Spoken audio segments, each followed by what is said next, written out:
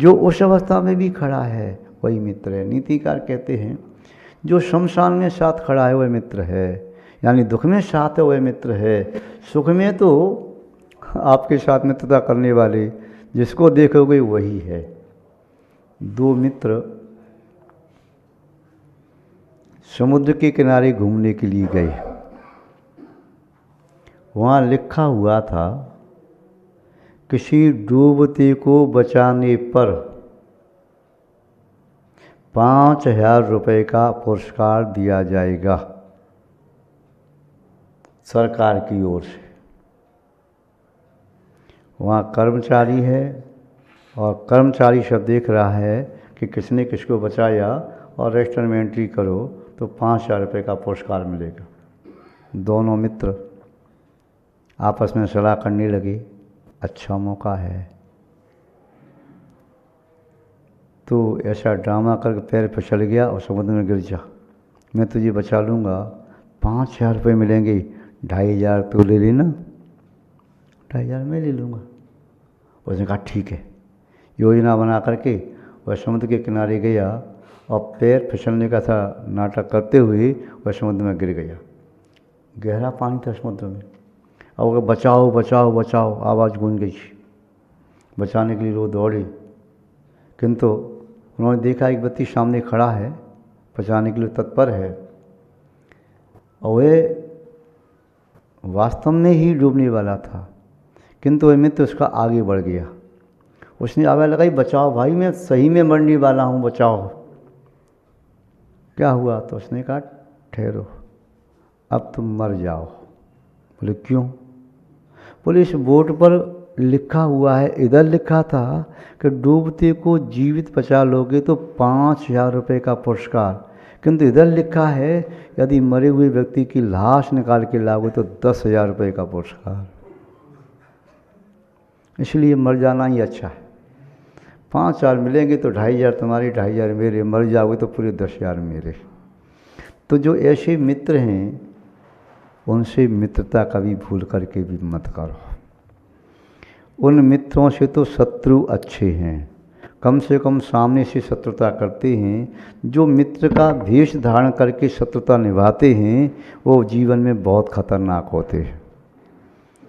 बालक स्कूल में पढ़ते साथ साथ रहते, ऐसा लगता सबको बड़े पक्के मित्र हैं। कई बार एक साथ भोजन किया, दोनों का टिपले एक साथ खोल लिया, एक साथ कई बार रात्रि में सोते भी, साथ में खेलने जाते। स्कूल की छुट्टी थोड़ा जल्दी हो गई, दोनों बच्चे जंगल में घूमने के लिए चले गए और चले गए पहाड़ पर, बहुत घना जंगल। उन्हें ये याद नहीं रहा हम अपने घर से, ग्राम से कितने दूर आ गए हैं। चलते गए चलते गए, आपस में चर्चा करते हुए, वार्तालाप करते हुए, न तो समय का ध्यान रहा न दूरी का। अचानक शेर की दहाड़ सुनाई दी। एक व्यक्ति बातों में ज़्यादा मशगूल था, उसने नहीं सुनी। दूसरे व्यक्ति ने सुनी, यहाँ दहाड़ है, शेर की दहाड़, और उसने आगे सामने देखा वो शेर सामने से आ रहा है। उसने जल्दी छलांग लगाई और पेड़ पर चढ़ गया। दूसरा मित्र नीचे खड़ा देखता रह गया, क्या करे। अब जब शेर सामने आ गया तो उसे मालूम चला मेरा मित्र ऊपर चढ़ गया पेड़ पर, मुझे भी कह देता तो मैं भी चढ़ जाता। उसके पास अब कोई उपाय नहीं शेर से बचने के लिए। वह ज़मीन पर गिर पड़ा और श्वास रोक ली, प्राणायाम करना शुरू कर दिया। कहते हैं शेर मरे हुए का मांस नहीं खाता, स्वयं शिकार करके खाता है। शेर ने उसको सूंघा, चक्कर लगाया, ये जान करके कि मेरे भय से मृत्यु को प्राप्त हो गया, उसे बिना खाए आगे बढ़ गया। जब शेर आगे निकल गया तो वह मित्र पहला जो वृक्ष पर चढ़ गया था उतर करके आया। उसने कहा उठो, अब तो शेर गया। अब उसने उससे मजाक करते हुए कहा, ये तो बता, शेर अभी चक्कर लगा रहा था, तेरे कान में कुछ कह रहा था, क्या कह रहा था? यह शेर तेरे कान में क्या कह के गया है? कुछ कह के गया है ना? बोले हाँ कह के गया है। क्या कह के गया? शेर ने ये कहा था, ऐसे धोखेबाज मित्रों से सावधान रहना चाहिए, इनसे मित्रता नहीं करना चाहिए। व्यक्ति का चेहरा छोटा सा रह गया, जिसने केवल अपने प्राणों की परवाह की, तेरे प्राणों की परवाह नहीं की। तो जो आपको संकट में डाल करके मुस्कराए, जो आपको दुख और आपत्ति में देख करके खुश हो जाए, ऐसे मित्रों से कभी मित्रता मत करो। मित्र कैसा हो? श्रावस्ती नगरी में जिनेंद्र दत्त नाम का एक शेठ रहता था। उसकी बहुत अच्छी दुकान थी, अच्छा व्यापार था। उसी श्रावस्ती नगरी में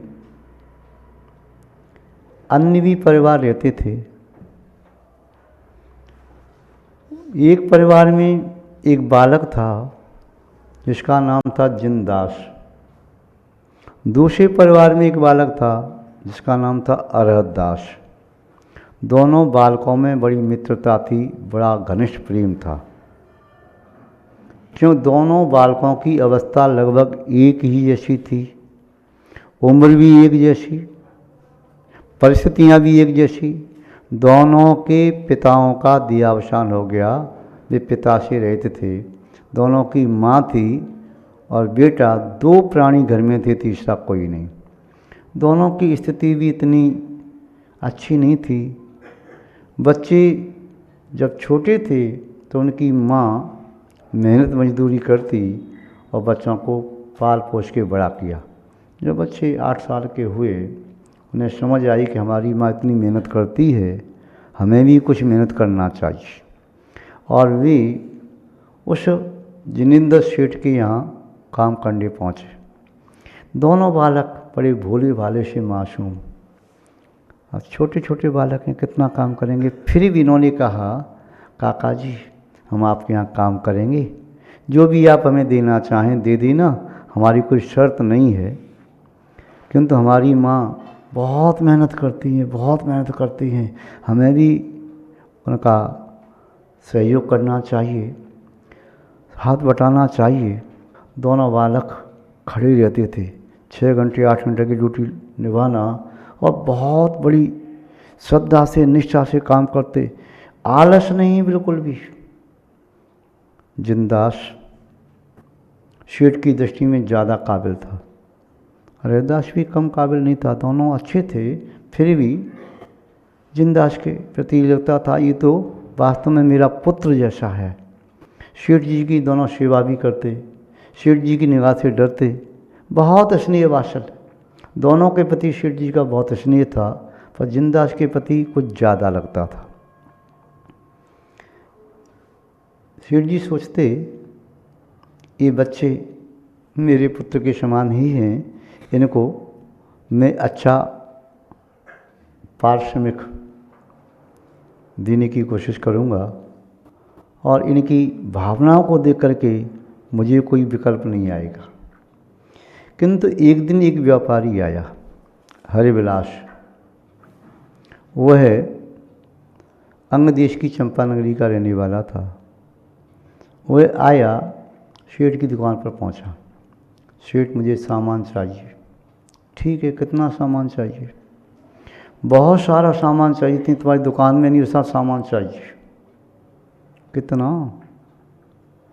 ये बाहर गाड़ियाँ खड़ी हैं, 20 गाड़ी, पूरी 20 गाड़ी भर करके सामान चाहिए।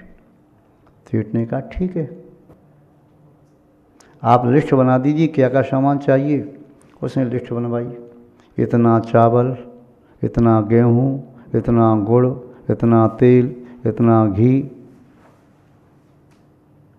उसके बाद और सामान जो था सब लिस्ट बनाता चला गया। सेठ ने देखा दुकान का सारा माल उसने दे दिया, फिर भी कुछ कमी रह गई। उसने व्यवहार के अनुसार अपनी अड़ोसी पड़ोसी से माल मंगवा लिया और सब दे दिया। पूरा माल पैक होने लगा। माल पैक हो रहा है, माल पैक हो रहा है, टाइम लगेगा। वह सेठ भी आया तो उसके साथ भी बहुत नौकर थे, वो पैकिंग करते जा रहे।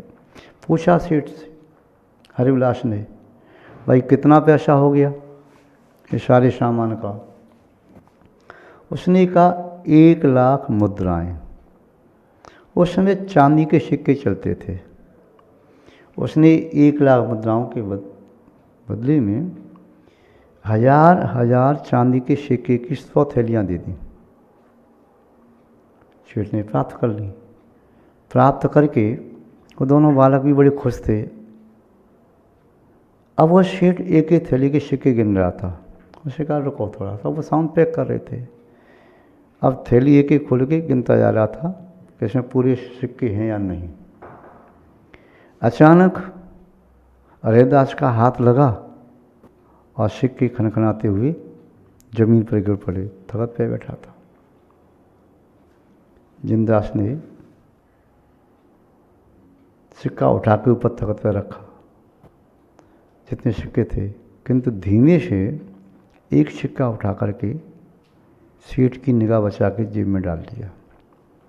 सेठ ने देख लिया कि जिनदास को मैं इतना ईमानदार, वफादार, समर्पित समझता हूँ, इसने एक चांदी के सिक्के के पीछे नीयत खराब की। ठीक है, गरीब है, निर्धन है, लोभ आ सकता है, किंतु वह उसमें व्यापारी सामने खड़ा था, उसे कुछ नहीं कहा और पुनः सिक्का गिनने में लगा। अचानक जिनदास आंख बचा करके, निगाह बचा करके दुकान से बाहर चला गया। सेठ ने देखा वह कहाँ है, जिनदास नहीं दिखाई दिया। सेठ को और विश्वास हो गया कि वह पैसा लेकर के, एक सिक्का चांदी का लेके एक लापता हो गया, अब दुकान पर कभी नहीं आएगा। कोई बात नहीं, रैदास पास में बैठा था, वह सेठ जी की सहायता कर रहा था गिनवाने। थोड़ी देर बाद वह सेठ क्या देखता है, जिनेंद्र दत्त सामने से जिनदास आ रहा है, किंतु उस बालक के साथ कुछ पुलिस वाले भी आ रहे हैं। सेठ को लगा अब ये क्या उपद्रव करेगा, पुलिस वाले साथ में लाया, क्या उपद्रव करेगा। वह आई, उसने कहा जिनदास ने वो सिपाही से, ये हमारी सेठ जी हैं और ये इतनी थैलियाँ हैं सिक्कों की, चांदी सिक्कों की, और ये व्यापारी से थी। सिपाही ने सभी थैलियाँ ले ली। सेठ का तो मानो पूरे खून का पानी बन गया। क्या किया इसने, क्या शिकायत की। पुलिस वाले ने, दरोगा ने कहा इस व्यापारी को अरेस्ट करो। अरेस्ट कर लिया। मतलब उसने कहा मेरा हजूर, मेरा कोई दोस्त तो बताओ, गुनाह बताओ। बोले हाँ बताते हैं। क्या गुनाह है। ये चांदी के सिक्के कह करके गिलेट के सिक्के दे रहा है। सभी सिक्कों को देखा, सब सिक्के गिलेट के थे, चांदी का एक भी सिक्का नहीं, केवल उन पर चांदी की पॉलिश हो रही थी, पानी चढ़ा था। सेठ ने देखा भाई इस बालक ने मुझे बचा दिया, नहीं तो मैं आज तो कंगाल हो जाता, भीख मांगता, इतना कर्ज मेरे सिर पर हो जाता, मेरा तो सामान सब चला ही गया जो दूसरे व्यापारी से मैंने मंगाया। इस लोभ से एक ऊंचे दाम में मेरा माल बिक रहा है। अब व्यापारी को अरेस्ट किया, उसके सब नौकरों को अरेस्ट कर लिया। उसने गलती स्वीकार की, किंतु बाद में व्यापारी ने पूछा, उस सेठ ने पूछा जिनदास से, जिंदर सेठ ने, बेटा तुम ये तो बताओ ये सब तुमने क्यों किया, कैसे किया, क्या हुआ। बोले काका जी, जब अरेदास के हाथ से सिक्के नीचे गिरे, उसमें जो आवाज़ आई वह आवाज़ चांदी की आवाज़ नहीं थी, खनखनाने की आवाज़, वह गिलेट जैसी आवाज़ थी। इसलिए मेरे मन में शंका हुई कि इसमें कुछ हो सकता है। आपसे मैं कहता तो आप इतने उत्साहित थे कि आप कहते ही नहीं कि ये ठीक नहीं है। तो मैंने तुरंत ही कोने में जाकर के उस सिक्का जेब में डाला था। आप ये समझ रहे थे कि आपने मुझको देखा नहीं है, मैंने चोरी से डाल लिया है, किंतु मैंने आपको भी देख लिया था, किंतु सिक्का छुपा के डाला था, आपने कुछ नहीं कहा। मैंने दुकान में कोने में जाकर उसकी घिस करके देखा तो मालूम चला इस चांदी का केवल पॉलिश है, एक गिलेट है। इसलिए मैं चुपचाप आपसे निगाह बचा करके पुलिस थाने में गया और सब बात बताई। दरोगा ने मेरी बात का विश्वास किया और पुलिस वाले साथ आ गए और सब बात आपको मालूम है। सेठ ने उन बच्चों को बहुत लाड प्यार किया। आज आपने मुझे बचा लिया, यदि मेरे पिता भी होते तो शायद इतना बड़ा उपकार वो कर पाते या नहीं कर पाते। आपने मेरा बड़ा उपकार किया है। इसके थोड़ी देर बाद ये पुलिस का कमांडर, कोई कमिश्नर वहाँ आया और जिनदास को अपने साथ ले गया। सेठ भी साथ में गए, हरिदास भी साथ में गया। देखा क्या बात है, कहाँ लेके जा रहा है। उसका सम्मान किया, कहा बच्चे तुम्हारी उम्र अभी कम है, तुम पढ़ना चाहो तो पढ़ो, पूरा खर्चा आपको सरकार की ओर से दिया जाएगा। यह सुनकर के जिनदास के चेहरे पर कोई विशेष प्रसन्नता नहीं हुई। बोले तुम काका के यहाँ काम करते हो, जो समय मिले तो काम करो। और सेठ ने भी कहा बेटा जितना काम करना चाहो काम करो, और सरकार आपको पढ़ाना चाहती तो पढ़ो। किंतु चेहरा उसका ज्यों की त्यों रहा, विशेष प्रसन्नता नहीं। उसने कमिश्नर ने पूछा बेटा तुम्हें हम ये वजीफ़ा देंगे, स्कॉलरशिप देंगे, पढ़ने की व्यवस्था करेंगे, ये आप सुनकर के प्रसन्न नहीं हुए। बोले काका जी, सर या श्रीमान जी, आपने जो कहा है उससे मैं प्रसन्न तो हूँ और नहीं भी हूँ, ठीक है, ज़्यादा प्रसन्नता नहीं। कारण ज़्यादा प्रसन्नता क्यों नहीं है? इसलिए कि जो पुरस्कार आप मुझे दे रही हैं मैं उसका हकदार नहीं हूँ। कौन है हकदार? हरिदास को इशारा करके कहता ये हकदार है। क्यों? यदि इसका हाथ नहीं लगता और सिक्के तख्त से नीचे नहीं गिरते, खनखनाने की आवाज़ को मैंने पहचान किया, तो मेरा भाव ये है ये पुरस्कार मुझे न दे करके इसे दे दो।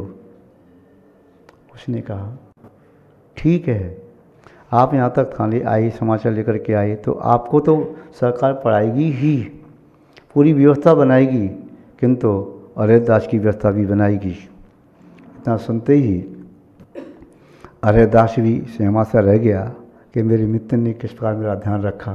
दोनों मित्र आपस में गले लिपट गए और रोने लगे।